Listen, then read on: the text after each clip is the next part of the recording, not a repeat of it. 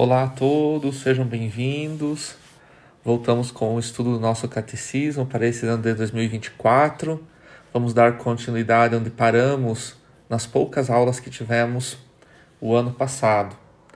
Para bem começar, vamos fazer a nossa oração em nome do Pai, do Filho e do Espírito Santo. Amém. Ave Maria, cheia de graça, o Senhor é convosco. Bendita sois vós entre as mulheres e bendito é o fruto do vosso ventre, Jesus.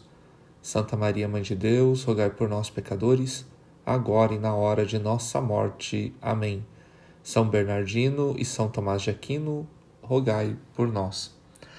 Bom, nós estamos com o nosso estudo, ainda bem no início, sobre a profissão de fé. Eu creio, nós cremos, na primeira sessão, e hoje vamos para o capítulo 2º, que corresponde aos parágrafos 74 e 100. É o artigo 2, a transmissão da revelação divina, em 3 itens: a tradição apostólica, a relação entre tradição e Sagrada Escritura e a interpretação da herança da fé. Bom, sobre este tema, lá no parágrafo 74, nos diz o seguinte: Deus quer que todos os homens se salvem e cheguem ao conhecimento da verdade. Segundo 1 Timóteo, capítulo 2, versículo 4. Então, para que todos cheguem ao conhecimento da verdade, é necessário que Cristo seja anunciado a todos os povos e a todas as pessoas, para que a revelação de Deus único e para que a salvação chegue em todos os cantos deste mundo, ou ainda até os confins de toda a terra. Então, para isso é necessário que Cristo seja anunciado. E quando Cristo é anunciado, a salvação é anunciada e a salvação toca o coração de todas as pessoas. Porque Deus quer que todos os homens se salvem. Para isso, Deus precisa de nós. Todos nós, batizados, somos responsáveis pelo anúncio do Evangelho. Primeiramente, nós anunciamos o Evangelho pela vida, a nossa vida. Uma vida reta, justa, uma vida que vive a verdade, que busca a justiça. Depois, pela oração. Então, pelo testemunho de vida e pela fé, e pela oração contínua. A oração que é o modo que nós temos de conhecermos e crescermos no amor a Deus, mas a oração também como uma força por todos os missionários que se dedicam a isso, e a oração também como um impulso do Espírito Santo para que todas as pessoas que vão ouvir esses missionários, que vão encontrar com esses missionários, possam estar abertos à graça de Deus. Então, 2 modos já: pela vida, o testemunho de vida reta, pela oração contínua por toda a igreja, pelos missionários e pelas pessoas que recebem os missionários.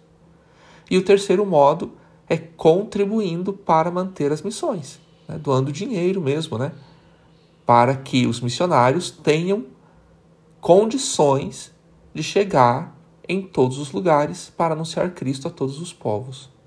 E tudo isso para quê? Para que a salvação chegue a todas as pessoas, para que quanto mais pessoas neste mundo possam conhecer e amar a Cristo. Bom, para que essa palavra chegue a todos os cantos do mundo, Deus nos deixou a tradição apostólica, Jesus Cristo, que enriqueceu a igreja com a tradição apostólica. Lá no parágrafo 75, nós lemos o seguinte: Cristo, Senhor, em quem toda a revelação do Deus Altíssimo se consuma, tendo cumprido e promulgado pessoalmente o Evangelho antes prometido pelos profetas, mandou aos apóstolos que pregassem a todos como fonte de toda a verdade salutar e de toda a disciplina de costumes, comunicando-lhes assim os dons divinos.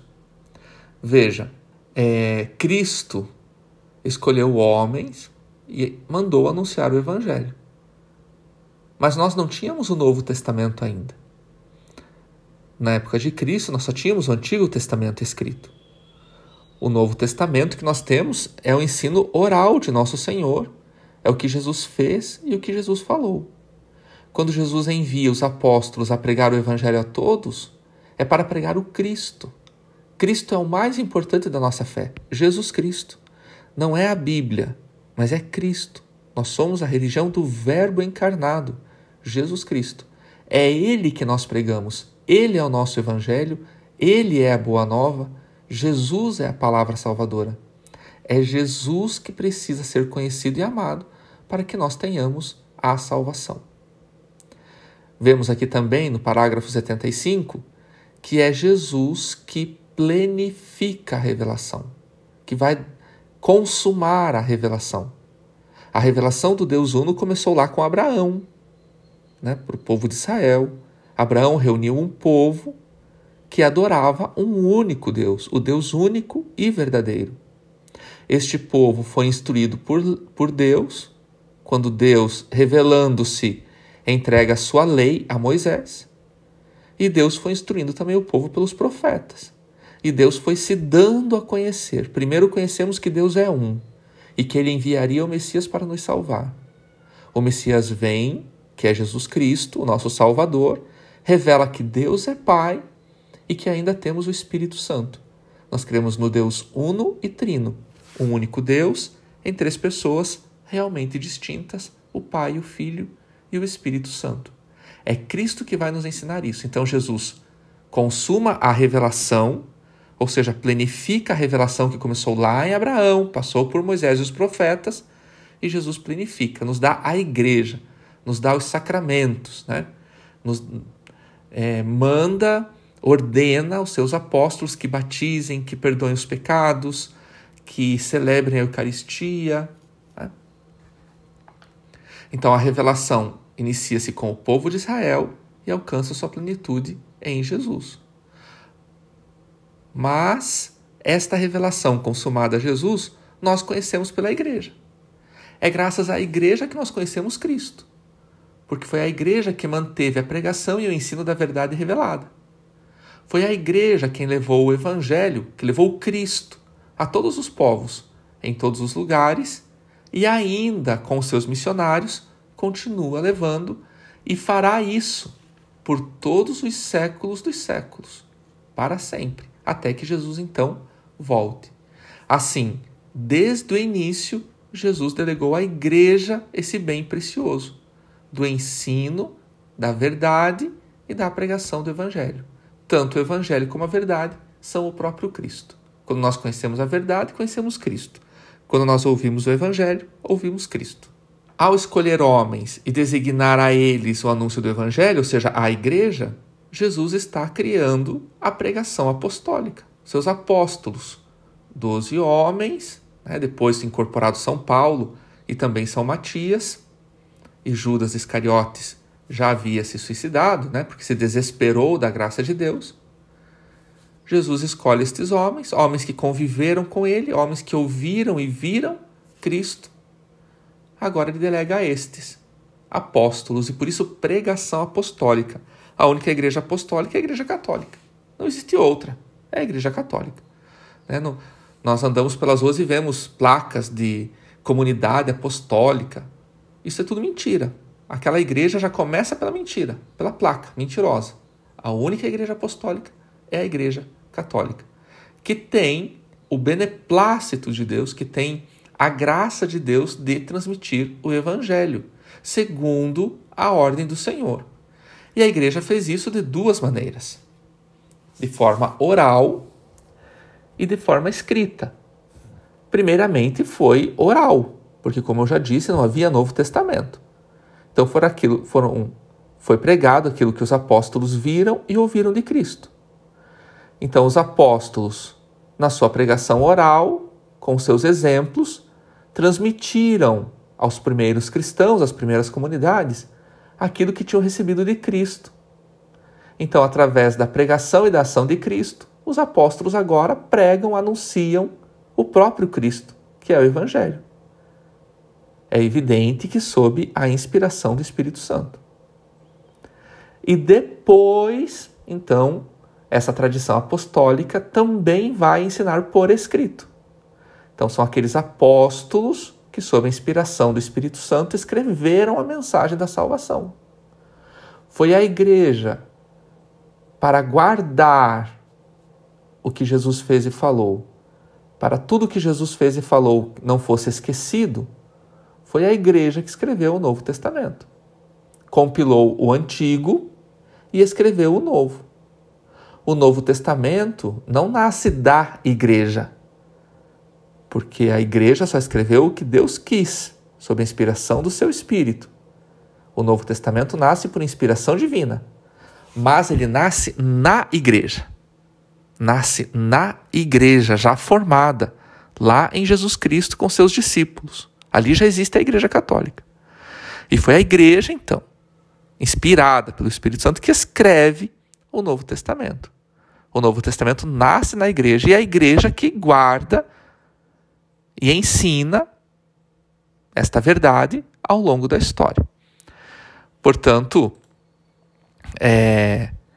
desde os apóstolos até os nossos dias e até que Cristo volte, existe uma continuação da sucessão apostólica. Os apóstolos começaram a pregar aquilo que estava nos livros inspirados, conservaram a verdade que é Cristo e foram passando de geração em geração. Essa transmissão da palavra que vem desde Cristo e vai passando pelos séculos até chegar a nós, até que Cristo volte, denomina-se tradição. Tradição. Para que o evangelho fosse perenemente conservado, íntegro e vivo na igreja, os apóstolos deixaram os bispos como seus sucessores, entregando-lhes seu próprio ofício e magistério. A isso nós chamamos de tradição. Essa transmissão viva nós chamamos de tradição. A tradição, ela é distinta da Sagrada Escritura. Mas, pela tradição, a igreja, na sua doutrina, vida e culto, perpetua e transmite a todas as gerações tudo aquilo que ela é e tudo aquilo que ela crê, ou seja, nosso Senhor Jesus Cristo. Nosso Senhor Jesus Cristo. Portanto, o que Cristo confiou aos apóstolos, os apóstolos transmitiram por sua pregação e por escrito, sob a inspiração do Espírito Santo, a todas as gerações, até a vinda gloriosa de Cristo. Mas existe uma relação entre a tradição e a Sagrada Escritura. A tradição sagrada e a Sagrada Escritura estão intimamente unidas. É inseparável. Ambas derivam da mesma fonte divina, que é Cristo, que planifica a revelação. E tanto a tradição como a Sagrada Escritura fazem a mesma coisa, tendendo para o mesmo fim. Qual é o fim? Jesus Cristo. Uma e outra, portanto, tornam presente e fecundo na igreja Cristo, que prometeu estar conosco até o fim do mundo. A Sagrada Escritura, nós podemos defini-la, de acordo com o parágrafo 81, como a palavra de Deus, enquanto foi escrita por inspiração do Espírito Divino. Mas esta Sagrada Escritura, o Antigo Testamento, compilado pela igreja, e o Novo Testamento escrito na igreja, na comunidade daqueles que já seguiam Cristo. Já a Sagrada Tradição conserva a palavra de Deus, confiada por Cristo Senhor e pelo Espírito Santo aos apóstolos, e transmite-a integralmente aos seus sucessores, para que eles, com a luz do Espírito da verdade, fielmente a conservem, exponham e difundam na sua pregação. Foi a igreja, com sua tradição, quem conservou a Sagrada Escritura. E foi a igreja que, tendo sido inspirada por Deus na escrita do Novo Testamento, é a igreja que o ensina durante a nossa história. Por isso que nós podemos hoje conhecer Cristo e crescer no seu amor, porque a igreja, desde Cristo, nos trouxe a verdade revelada por nosso Senhor Jesus Cristo. Então vejam lá, já temos aqui dois tripés importantes. A Sagrada Tradição, que que é anterior à Escritura, porque Jesus chama os apóstolos e ali já começa a nos ensinar, mas nós também temos toda a tradição do Antigo Testamento, e agora nós temos a Sagrada Escritura, que nasce na igreja. Então, tradição e Sagrada Escritura estão intimamente ligadas. E ambas nascem da mesma fonte, que é a revelação divina, plenificada em Cristo, e tendem para o mesmo objetivo, que é nosso Senhor Jesus Cristo. Porque nele que nós alcançamos, é nele que nós alcançamos a salvação. Nós precisamos diferenciar ou distinguir tradição com T maiúsculo de tradições com T minúsculos. Né? A tradição que nós estamos falando aqui é aquela que vem dos apóstolos, a tradição com T maiúsculo, que faz parte da revelação de Deus à sua igreja para que nós tenhamos a salvação. Mas existem outras pequenas tradições teológicas, disciplinares, litúrgicas, devocionais que nascem no decorrer do tempo nas igrejas locais, nas dioceses, nas congregações religiosas, em grupos pastorais, movimentos. Essas tradições são regionais, né? Servem ali para um pequeno grupo, né? E mesmo assim não são obrigatórias. Mas a tradição apostólica, essa é com T maiúsculo. Essa é para toda a igreja e não há como mudá-la, não há como transcrevê-la de um outro modo. Né? É sempre a única, mesma e verdadeira tradição revelada por Cristo. A interpretação. Bom, a interpretação da revelação. A interpretação é confiada à totalidade da igreja. É o que a igreja chama, lá no parágrafo 84, do depósito da fé, ou em latim, depositum fidei. O depósito da fé está contido na tradição sagrada e na Sagrada Escritura, e foi confiada pelos apóstolos ao conjunto de toda a igreja. O depósito da fé, o depositum fidei, é tudo que a igreja ensina e crê. Toda a revelação constitui o depósito da fé. E nós podemos citar como um exemplo deste depósito da fé o creio, o credo que nós recitamos aos domingos na missa. É um resumo do depósito da fé, do que a igreja confessa, do que a igreja crê e do que a igreja ensina. O Novo Testamento, o Antigo Testamento, faz parte do depósito da fé. Os santos padres, os ensinos, as catequeses, Santo Agostinho, Santo Ambrósio, Santo Irineu, faz parte do depósito da fé. Ou seja, tudo aquilo que a igreja herdou e foi compreendendo a respeito da revelação. O depósito da fé.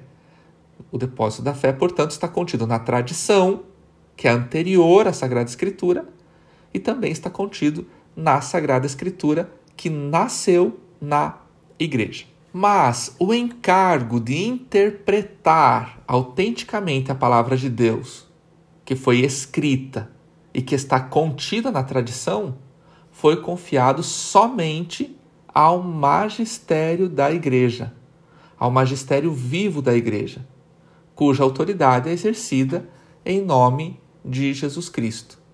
Mas quem é o magistério da igreja? O magistério da igreja são os bispos em comunhão com o sucessor de Pedro, que é o bispo de Roma, o Santo Padre.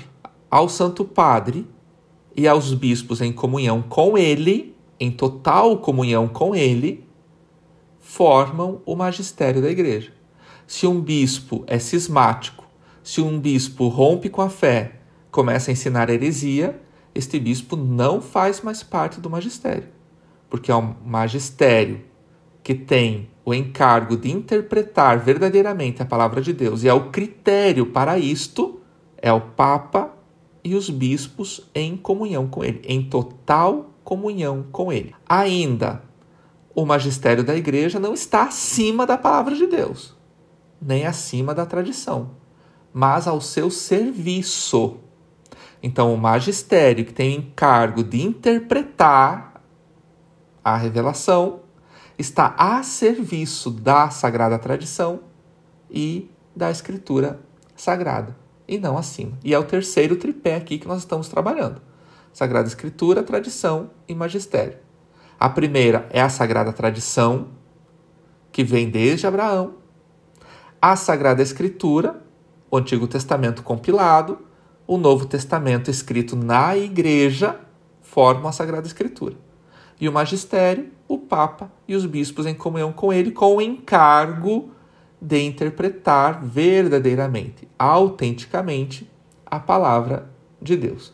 É evidente que o magistério, ele interpreta a palavra de Deus seguindo a ordem do Senhor e também confiando na assistência do Espírito Santo. Então, o encargo de interpretar autenticamente a palavra de Deus foi confiado unicamente ao magistério da Igreja, ao Papa e aos bispos em comunhão com ele, e não a outras pessoas, que a partir do século XVI começaram a ensinar erros, heresias, né? E ensinam contra a Igreja ainda. A Igreja foi instituída por Cristo para levar a salvação ao mundo inteiro.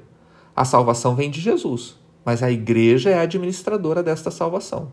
Quando batiza, a Igreja leva a salvação. Quando anuncia o Evangelho, a Igreja leva a salvação. Quando reza a missa, a Igreja leva a salvação. Quando nos absolve, a Igreja leva a salvação. Que é o encargo que nosso Senhor deu para a Igreja. Como fruto da Sagrada Tradição, da Sagrada Escritura e do Sagrado Magistério, nascem os dogmas da fé. Então, o magistério da Igreja faz pleno uso da autoridade que recebeu de Cristo quando define dogmas. Isto é, quando propõe uma adesão irrevogável da fé. Ou seja, a Igreja diz o que ela crê. Mas o que são dogmas? Dogmas são verdades contidas na revelação divina. Não está nada fora da revelação. Tudo que a Igreja crê, todo o depósito da fé, Antigo, Novo Testamento e Santos Padres, e também os dogmas, fazem parte da revelação. Nada está fora da revelação. Tudo foi revelado por Deus. E ao longo da história, evidentemente, a Igreja vai compreendendo tudo isto, né?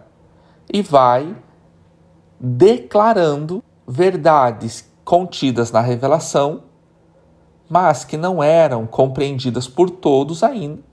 Ao longo dos séculos, a Igreja vai compreendendo e vai dizendo, não, essas verdades são irrevogáveis, que é o que nós chamamos de dogmas, né?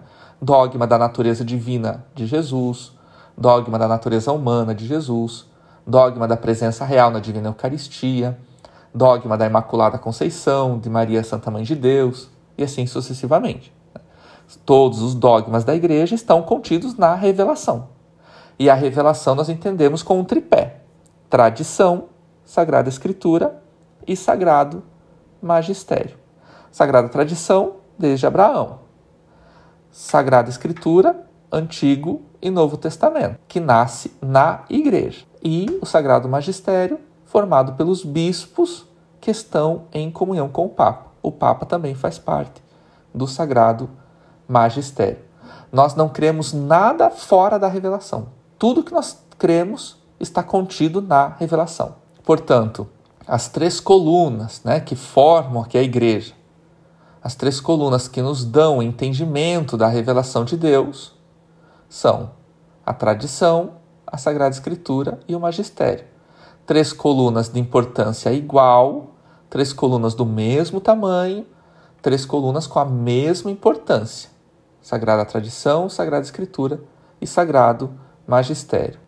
As três, né, Tradição, Escritura e Magistério, em conjunto expressam a ação de um só Espírito, cada qual ao seu modo, contribuindo para a salvação dos fiéis. Encerramos aqui por hoje. Na próxima aula, será a aula de número 6. Ainda estamos na primeira parte, na primeira sessão, mas daí entraremos no artigo 3º. Sagrada Escritura, Cristo, palavra única da Escritura Santa. Segundo ponto, inspiração e verdade da Sagrada Escritura. Terceiro ponto, o Espírito Santo, intérprete da Sagrada Escritura. Número 4, o cânon das Escrituras. Número 5, a Sagrada Escritura na vida da Igreja. Tudo isso corresponde aos parágrafos 101 a 141. Terminando o nosso estudo, recorramos à Santíssima Virgem Maria, que nos ajude a crescermos no amor a Deus e sermos dignos de suas promessas. Ó Maria concebida sem pecado, rogai por nós que recorremos a vós. O Senhor esteja convosco, Ele está no meio de nós. Abençoe-vos o Deus Todo-Poderoso, Pai, Filho e Espírito Santo. Amém. Obrigado. Curta o nosso vídeo, comente, compartilhe e inscreva-se no nosso canal. Deus abençoe e que ao nome de Jesus todo joelho se dobre.